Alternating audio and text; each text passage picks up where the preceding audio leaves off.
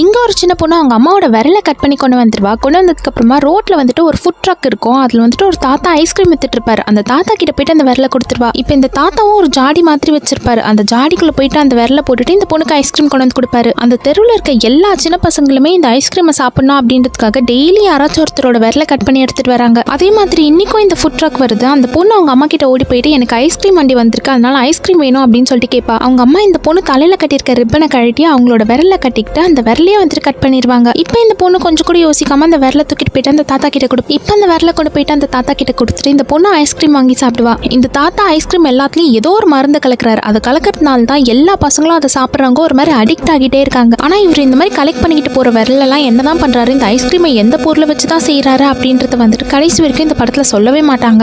அந்த பொண்ணு அவங்க அம்மாவோட விரலை கட் பண்ணிட்டு வருவா, தாத்தா கிட்ட கொடுப்பா, தாத்தாவும் ஐஸ்கிரீம் கொடுப்பாரு, அதை அவ சாப்பிடுவா. அதோட படமும் முடிஞ்சிடும். உங்களுக்கு இந்த வீடியோ பிடிச்சிருந்தா லைக் பண்ணிட்டு சப்ஸ்கிரைப் பண்ணிக்கோங்க.